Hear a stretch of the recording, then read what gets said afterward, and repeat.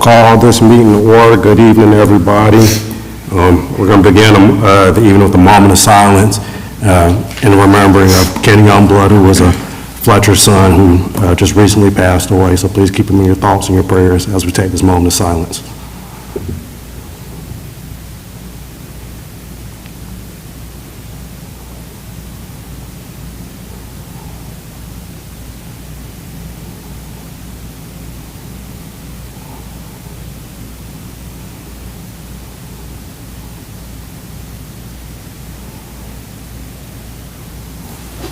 Thank you. If you all please stand and join me in the Pledge of Allegiance. I pledge allegiance to the flag of the United States of America and to the republic for which it stands, one nation, under God, indivisible, with liberty and justice for all.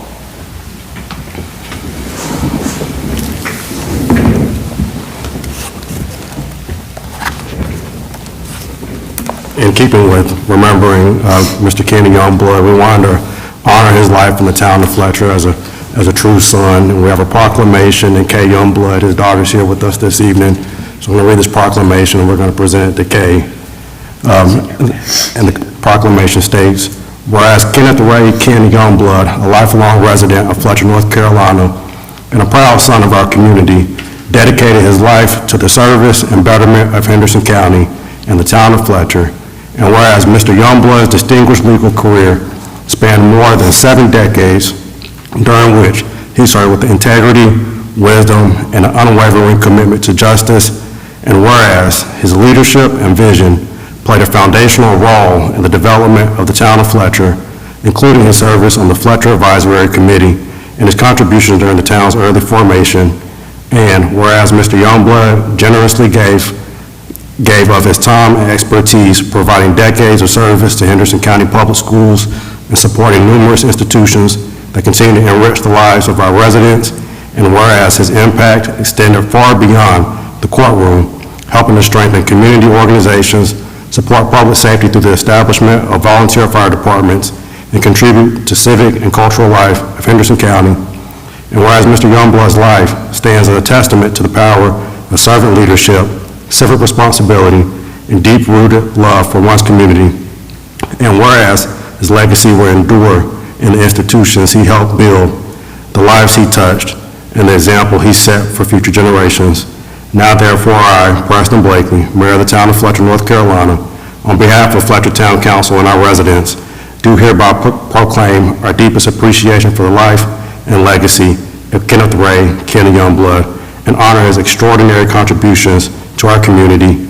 Be it further proclaimed that we extend our heartfelt condolences to his family, friends, and all who are fortunate to know him, and we encourage all residents to reflect on his legacy of service and commitment to Fletcher. And I'll present this to you, Kay.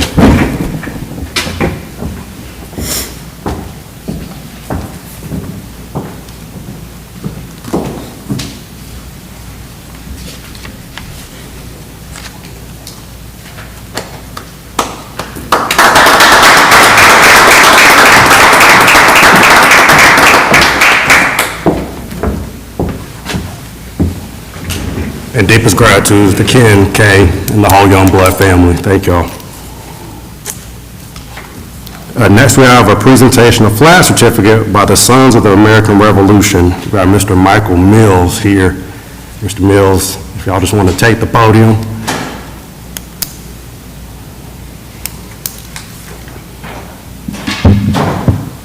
Good evening, Mayor and members of the council. My name is Michael Mills. I have with me David Linton from our chapter, the Blue Ridge chapter of the Sons of the American Revolution. We're a patriotic organization of male descendants of patriots who fought for the birth of our country against the British. And one of our programs to promote history and, well, actually to promote patriotism and Americanism is we like to recognize entities like governments or businesses or residences that are properly displaying the American flag in accordance with the U.S. flag code. And we noticed that You're doing so right out in front of this building, and so we wanted to recognize you. So I have here a flag certificate. It's a certificate of commendation presented to the town of Fletcher in recognition of exemplary patriotism and the display of the flag of the United States of America. So, We thank you for the recognition. I'll come down and grab it from you.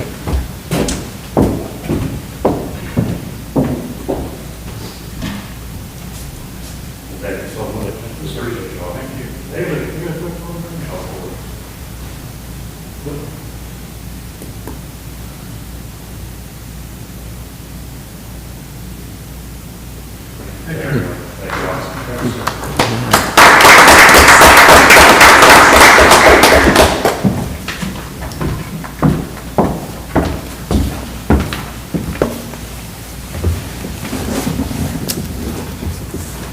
Okay, moving into public comment. We don't have anybody signed up. Is there anybody that wishes to speak during the public comment period? Okay, hearing and seeing none. Moving on to the approval of the minutes. Council, any corrections, additions, or deletions to the minutes presented? Hearing none, is there a motion to approve the minutes as presented? Make a motion. Okay, we have a motion to approve the minutes. A second? Second. Okay, a motion and a second to approve the minutes. Is there any discussion? Hearing none, all those in favor of approving the minutes say aye. Aye. Those opposed? Okay, the motion carries and the minutes are approved. Moving into updates from council, if there are any updates. Any updates, Sean? All right, sounds good. Moving into the consent agenda, any questions, comments, concerns related to any item there? I will remind, we added 2 items, item 10 and 11, regarding HCA and opposing state legislation limiting local property tax authority. Any questions, comments? Okay, is there a motion to approve the consent agenda as presented? Make a motion. Okay, I have a motion to approve the consent agenda. Is there a second? I'll second. There are a motion and a second to approve the consent agenda. Is there any discussion? Hearing none, all those in favor of approving the consent agenda say aye. Aye. Those opposed? All right, the motion carries and the consent agenda is approved. Moving on to item number 12, the selection of an individual for the District 3 seat on the Planning and Zoning Board. Last week, we got to hear from Ms. Leslie Cuevas, who currently serves in that role, and I think Adam Eberhart is here this evening. So, Mr. Eberhart, if you want to come to the podium, we just want to give you a chance to say a little bit about yourself, why you want to serve, and then open the floor for questions from council if they have any. So, please. Sure thing. Yes, I've been a resident of Fletcher for 24 years now. Been interested in serving on this board and in this position for some time, but have had my time pretty much taken up with keeping my family going and starting a business. My youngest is about to go off to NC State, so I have the time right at the time when the position opened up, so I thought I would apply. Wonderful. What questions do we have from council? Any questions? I usually ask how long you lived here, which is in here, and then where'd you come from, but you says you've been here for 22 years, so that's kind of. Yeah, it'll actually be 24 this fall, so yeah, the same house off of Fanning Bridge. So what's some of the things you like about Fletcher? How about that? Let's go with that route. What's some of the things that you would like to see improved? Well, that's an interesting question, and something I've been thinking about a lot since applying for this, is how do you keep that balance, right, between the growth that is both inevitable and necessary, and maintaining that character of Fletcher. One of the things I like about Fletcher is it still has that small town feel. You can go to the park and see the same sort of people.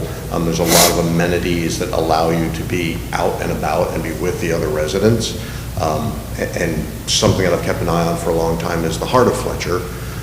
That interests me greatly, and that I feel like it has a way to add to that and then also give it a heart, for lack of a better term, because I really do feel that we lack that. It's not a very walkable city. It's not a place where you can, enjoy the businesses without driving from point to point. So that project has interested me, goodness, when it was first released, probably more than 10 years ago now. It's been quite some time. So yeah, I've kept an eye on that and some of the Greenway projects, because that just always seems like it's crucial. Jim, do you have a question? Yeah, I was asked, just as you're driving down this corridor through Fletcher, is there something that's not there that you would like to see very specifically? Specifically driving through the corridor, not as much, other than the heart of Fletcher, like I mentioned. One of the projects that I was a part of, there was, I think it was an NCDOT project for Fanning Bridge, talking about, so we would have a plan in place if the DOT ever did come up with a plan or the money to do something to Fanning Bridge, that we could just present them with something already in place. So I did take part in that. Again, just sort of address the walkability of it. I stressed very strongly the field for some sort of a sidewalk along there. It helps for younger families, helps for older folks, like getting to Ingles, getting to groceries, getting to amenities, those things you have to do, as well as the more social things, I feel is important. So the one thing I would say is missing in Fletcher is the ability to be not so car driven all the time. And there is a modernization project on the planning easel for DOT. It's just, of course, with anything, all about funding, but I'm glad you took the time to give some input to that. That's important. Yeah. Do we have any other questions? All right. Well, thank you, sir. Thank you, folks. All righty. So we were going to skip over the ballots this time, and so unless there's any discussion, we just need somebody to make a motion to appoint either Mr. Adam Eberhart or Ms. Leslie Cuevas to the District 3 seat. Do we have any discussion? I'll say typically my recommendation, I think we have two great applicants, but I know Leslie served one term. I think we try to give people opportunity to serve a second term, and I think the first term they really get their feet wet. So that would be my suggestion, but I think I'd be okay if either way. With that being said, I'd make a motion for Leslie Cuevas. Cuevas, I Yeah. almost butchered her name right there, to continue another term on the planning board. Okay, we have a motion to appoint Leslie Cuevas. Do we have a second? I'll second. Okay, we have a motion and a second to appoint her. Is there any discussion? Hearing none, all those in favor say aye. Aye. Those opposed? All right, she is reappointed. And Adam, I always say you have a wonderful application and you gave a wonderful presentation, answered the questions exceptionally well. Please continue to apply and please continue to be engaged in the town of Fletcher. We truly appreciate your engagement. Thank you for that. All right, do we have any other discussion on that item? All righty, then moving on to item number 13, a presentation and annual report from the Asheville Regional Airport. And we're excited to have you here, Lou. Thank you, Mr. Mayor, members of the council. I've given a hard copy of our annual operating report. Feel free to take a look at it at your pleasure. For 2025, from an air service perspective, we still had 6 airlines serving the airport: Allegiant, American, Delta, JetBlue, Sun Country, and United. We had 27 nonstop destinations from our airport, which was the same as the year before. We did add a new one as far as Washington Dulles, but that was in lieu of Baltimore Washington International. And we added Boston with Delta. We already had Boston, but Delta started nonstop service to Boston with themselves. From a passenger perspective, it was our second best year ever in the history of the airport. We had 2.2 million passengers go through the airport, which is up 3.1%.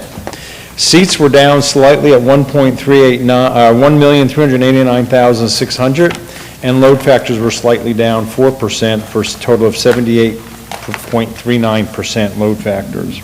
Load factors, just how crowded the airplanes are. From an operations perspective, the airlines had 32,993 operations, which was up 3.8%.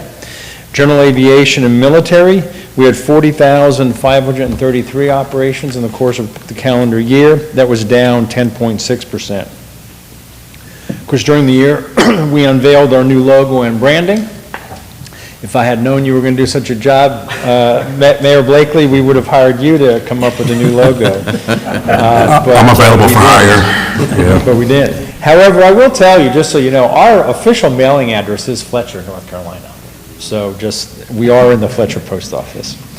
From a construction standpoint, in 2025, we opened the north concourse of the new terminal, ticketing, and the temporary checkpoint.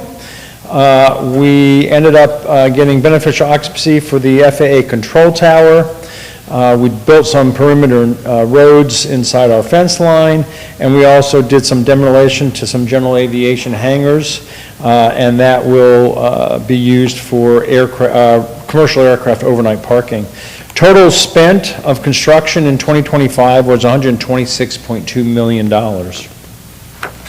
From a community standpoint, again, our biggest community aspect is we do our Runway 5K. This year, we netted $38,000. From those proceeds, $15,000 went to AB Tech Aviation Foundation, $15,000 to Western North Carolina Pilots Association Foundation. We partner with our charitable organization of Big Brothers Big Sisters of Western North Carolina. They got $6,000. And this year we decided to give $2,000 to Manna Food Bank because of their efforts to help our TSA officers during the government shutdowns, both in the fall and this past or last month. They came out, did pop-ups, provided assistance to the federal TSA workers, so we wanted to give something back to them. We also had Pause for Passengers, that's our therapy dog program. ABL Gives is our own employee donation program. We raised over $12,000 for Big Brothers Big Sisters, not including the $6,000 that we provided from the 5K. We did 2 blood drives during the course of the year. Of course, we did the Blue Ridge Honor Flight last year. Music in the Airport and Art in the Airport, which are our big programs. The Art in the Airport program was the first one back after Helene and after the terminal construction, and we did focus on artists that lost a lot of things during the hurricane from our region. From an economic impact perspective, we still are $3.85 billion for Western North Carolina out of our airport. We are currently in a new economic impact study. We'll have the results in January, and we expect that number to go up again. Our financials, operating revenues for the year of 2025, we had just over $29 million. Operating expenses were just over $17 million, so we netted just over $12 million to our bottom line net. Assets in 2025 increased $43.3 million to a total of $357,631,000 total assets of the Airport Authority. I'll be happy to answer any questions that you all may have.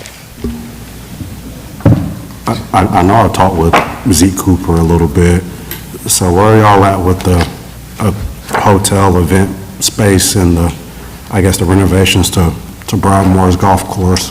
Broadmoor should be opening hopefully next month, if not June. If you haven't driven by it, you should take a look. It's looking phenomenal, what they've been able to put into it. Groundbreaking for the hotel, I believe, is set for the middle to the end of May. So the golf course will be, under construction. Your folks here on staff have been instrumental in getting them moving, and so is Henderson County. So we're excited to get that project going. I think it ends up with just under 250 rooms, I believe. I'm sorry, 150 rooms, and I think 13,000 worth square feet of conference facilities. So we're definitely needed in Henderson County, and of course, Very much so. it's in Fletcher. So we're excited to bring that to the table. Yeah. And we'll go from there. Anything else? What other questions do we have? It's good numbers. It sounds like really good numbers. We tried. It's folks like you are using the airport and our continuing growing community, so we appreciate it very much. I will say the new terminal is beautiful. It's great to use. I'm a big fan of it. Thank you. It's something that I take pride in, but it's really my pleasure out of that is seeing what the community's getting out of that terminal. The community needed a brand-new terminal after the old one was 60-plus years old, and to hear the comments, to see everything. And we still have some hiccups. We still have ground transportation items and, difficulties, but that will hopefully continue to improve as we finish everything up and well underway. The steel for the second half is moving forward. Obviously, if you drive by, you see the tower crane. So that was a shift because the FAA control tower was running behind on the construction schedule. We went with the tower crane to facilitate the second half moving forward. The FAA folks are currently in training now in the new control tower, and it should be commissioned the middle of May. That's what our goal is. So go from there. And then the rest of the old terminal comes down, and there'll be no more history of what the old terminal was. Wow. We're New excited. terminal's impressive. I It had a is. chance to go over there. Appreciate it. Invitation's always open for you all. If you want a tour, if you haven't been there, I'm happy to give you a tour, so just let us know. On the Broadmoor property, if just to add, I know some of you have seen the renovated clubhouse, very Yeah, nice. very nice. I mean, Very Especially years ago, it was a lot more, used a lot more for various meetings, events, and that kind of declined a lot, but they put a lot of work into it, and the building looks really sharp. Yeah. You all On the done? drive-by, you can see all the covered golf tees they put in. It's kind of like an outdoor Top Golf, not, Yeah. you know, so they've computerized it all. They're doing a really nice job modernizing that whole golf facility. And the food over there, they are open for lunch and dinner. Food's pretty good, so. We don't get anything out of it other than rent, but they do, so please partake. Yeah, I've got a chance to chat with Zeke a couple of times, and he seems like he's doing a really wonderful job over there planning and rebuilding and making it so what it's going to be and what it is now. And so you all are doing Yeah. a wonderful job over there and at the airport, so a Thank you. lot of credit. They've been a great partner, so yeah, we appreciate everything. Absolutely. Any other questions? Otherwise, thank you very much for having me tonight. We'll see you soon. Thank you. Thanks, Lou. All righty, moving on to item number 14, the public hearing and approval of economic incentives for Project Blaze. We have Miss Emily Martin here this evening. I'm glad to see you. Hi, good to see you guys again. Thank you so much for having me this evening. Brittany would have been here, but she had the flu last week and then jury duty today. So she's at home, which is good. So yes, Emily Martin, I'm Senior Director of Economic and Business Development at the Partnership for Economic Development in Henderson County, here on behalf of Project Blaze. Project Blaze represents an existing industry in Henderson County considering expanding operations to increase their capacity and bring manufacturing of their products to Henderson County. The company designs and manufactures emergency vehicle lighting and fixtures and equipment. They are at the forefront of new technology in the emergency services space and have been in Henderson County for 8 years. The company is considering a location in Henderson County within the town of Fletcher. They're considering an existing 31,000 square foot building with space to expand further and will invest an estimated $1,011,649 in real property investment and $5,185,000 in business personal property. The total project investment is $6,196,649. The project is slated to create 38 new positions with average wages exceeding $68,788 annually. So in sum, they will invest $1,011,649 in real property, $5,185,000 in business personal property, create 33 jobs over 5 years with annual wages at $68,788 per year, based on a 7-year straight line depreciation of business personal property, 25% residual and 80% threshold. The total incentive of $35,529.04 would be from the town of Fletcher. Wonderful. What questions do we have? If no questions, then we just got to do a public hearing. Great, thank you guys. All right. Thank you. Do we have a motion to enter a public hearing for economic incentives for Project Blaze? Make a motion? Okay, Trevor made a motion. Second? Second. Okay, motion and a second. Is there any discussion? Hearing none, all those in favor say aye. Aye. Those opposed? Okay, we are in public hearing. We don't have anybody signed up. Is there anybody wishes to speak during the public hearing? Hearing, seeing none, is there a motion to close the public hearing? Make a motion. Do we have a motion to close the public hearing? Is there a second? Okay, motion and a second to close public hearing. Any discussion? Hearing none, all those in favor say aye. Aye. Those opposed? We are outside of public hearing. And now we just need a motion to either approve or deny the economic incentives for Project Blaze. My recommendation would be to approve it. I make a motion to approve the incentives. Okay, we have a motion. Okay, we have a motion to approve the incentives for Project Blaze. Is there a second? Second. Okay, we have a motion and a second to approve the incentive package for Project Blaze. Is there any discussion? Hearing none, all those in favor say aye. Aye. Those opposed? All right, the motion is approved and those incentives are approved. And Emily, thank you so much. Send our thanks to Brittany. I'm always impressed by the work that you all do and continue economic growth in Henderson County and in Fletcher. It's really impressive. We thank y'all. Absolutely. Thank you. All righty. Now to our final item, item number 15, the request for express design of key intersections and road extension in support of town center development. Mr. Manager. Okay, thank you, Mayor and Council. Last week, I talked to you in depth about, and basically, again, this is a follow-up to discussion with our developer group we've re-engaged with, Lewis Real Estate Group, to kind of try and do some proactive transportation engagement discussion with DOT, and then also with our regional transportation group, the French Broad River MPO. We met with them. They came back with some suggestions to update potential improvements along Highway 25 that would help with not just traffic flow, but also to support hopefully further development of the Town Center Heart of Fletcher project. So in particular, intersections from Howard Gap and Fanning Bridge and 25 to Cane Creek, St. John's, and Old Airport. It may not be as much of a focus on some of those northern intersections, particularly St. John's up to Old Airport Road, but really this key impactful area here between Howard Gap and 25 up to maybe Cane Creek and 25. So the express design allows the opportunity for the MPO to submit that for North Carolina Department of Transportation, or we refer to as DOT, to do a review where they'd come up with some design options and estimated costs. It has to be submitted back through the prioritization process with the MPO. So at this point, I would recommend that you, at least by motion, ask that that process start. And I think it will help, even just for the sake of argument, if we don't build something in a New Deal partnership with Lewis Real Estate Group, whoever the developer is, or other developer partners, I think it's important to get this work going and have some better up-to-date information with potential transportation improvements that would likely need to happen.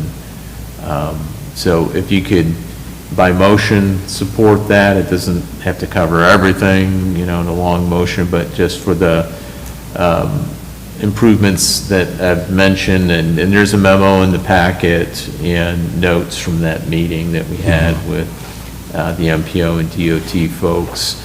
I might have to come back with some other specific action on it, and Councilman Player may have to support this. I think it has to go through the local TAC, the Henderson County TAC, and then I guess back before the TAC for the French Broad River MPO. So that's my recommendation, and if there has to be any further action, I'll bring that back to you as soon as possible. Okay, that all sounds appropriate to me, y'all. Okay, so then we would just need a motion to support a request for express design of key intersections and road extension in support of town center development. I'll make that motion. And I didn't mention I talked about it last week, and we discussed also the potential extension of Old Cane Creek Road right here down Right. at Howard Gap. That would be part of the whole study area. Absolutely. I'll make Jimmy, that, want to I'll make a make that motion? motion. Okay, we have a motion, second? Second. Okay, motion and a second to request the express design of key intersections. Any discussion? Here now, all those in favor say aye. Aye. Those opposed? Okay, the motion is approved, and hopefully we'll see some work on that. We're excited Yeah, about that. that'd That's a be great idea. Yes. Any other discussion on that item? Hearing none, moving on to our town manager's report. Okay. Thank you. Had several things from last week, and I'll just briefly mention them again. We set up these meetings with our legislative delegation, talk about our legislative priorities and projects. And we met with Kai Lauder recently from Senator Budd's office, and so we've got the updated information to them for any consideration for congressional assistance or assistance from the Senate and the House of Representatives. Next, be trying to meet with Robin Ramsey, likely from Senator Tillis's office. And I've submitted information on all our projects to Congressman Edwards' office, and we just, as I mentioned, did a letter of support on one of those projects being trying to extend the sewer on those 3 streets off of Fanning Bridge Road. It's been a project, and I'll follow up to see if they've identified any funding source on that. So unless there's any questions about any of that, and there's some grants, so I'll be following up some suggestions that Kyle Lauder from Senator Budd's office gave. Moving on, the next thing would be the budget update. We're in the throes of the budget process here, and I mentioned last week, we're working to finalize our revenue estimates right now, so probably by hopefully the end of this week, beginning of next week, I'll have a draft of what our revenues are looking like for the upcoming fiscal year, and we're putting the finishing touches on some of the expense requests, particularly as it impacts salaries and then our health insurance quote. And with that, I'll then be working on a balanced budget that I'll present to you at the May 7th budget workshop. And if any questions, anything along the way, please let me know, and I'll be giving you updates, mostly via email on this. Unless there's any questions on that, the next event I wanted to mention, we're doing again our spring shredding event in medication turn-in or pill drop with the police department. So that's coming up on April the 25th. It's a Saturday from 9 until noon, and we'll get more information out to promote it. It's usually we get a lot of people showing up and taking advantage of it. So it's a good opportunity to do those things. And I'll send a Connect or Blackboard call out on it as well. Next thing I want to mention, again, we're in the DOT-sponsored spring litter sweep, so we're trying to encourage people to organize litter pickups. And I mentioned we had one group from Windsor Forest, and we thanked them for doing that. They picked up on Fanning Bridge and Rutledge, I think around those areas. And I'll put out some additional information on that, our staff will. And then kind of the last thing I wanted to bring up, and this is, we can do as a future agenda item, but I was talking with our planning and zoning director, Tyler, and we've had a practice, which I guess is an unofficial policy, of always when we need to set a public hearing, you don't really need to set a public hearing, but we've had a practice for land use related issues that require rezoning and special use permit or amendments to our land development code. They require a public hearing, but they don't require that you set one at the prior council meeting. And it's fine to continue that if you want to continue that. The pros are it gives more notification, more discussion, maybe more vetting of what's going to go be discussed as potential changes at a public hearing, but you don't need to set that officially at like we've done it tonight, or you've done that for May for that rezoning and special use permit on the project on Underwood Road for the apartments. But all we have to do is advertise it properly in the amount of time in advance. So that's something I just want to throw out there. Is that something you'd be comfortable if we stopped this practice of, we're not pushing hard on it, it just saves some time for you all to not have to discuss a thing another time. You said we already advertised it, right? The requirements are we have to advertise, usually it's at least 10 days in advance, and we don't do this for other public hearing required items. It seems like only our land use related issues. Yeah, I mean, if we don't have So- to set it, then I think we can just, Yeah, long as they still have an option to speak Yeah. voice their opinion. Yes, they do. There still will be that. They do. And, you know, something that's really significant, or we think might be particularly a lot of attention or controversial on some level, we certainly can still put that a month or months Sure. out in advance, just to, you know, make you aware, make the public aware, you know, these meetings are televised, and just to give people a heads up on something of some significance that's coming down the pike. So yeah. if you guys are comfortable, we can, and it doesn't, you don't have to take, it's not an official policy, it's just been a practice of ours, but if you want to make by motion, you can do that. It's fine either way. I don't even think we need a motion. Consensus? Yeah, I think we have Make consensus, right? consensus, yeah. Okay. And thank you. And that's all I Thank you. had. All right. Any questions from Mark? Any other business from council? Okay. Is there a motion to adjourn? Motion. Okay, we have a motion to adjourn. Is there a second? Second. We have a motion and a second to adjourn. Any discussion? Hearing none, all those in favor of adjourning, say aye. Aye. Those opposed? We are adjourned.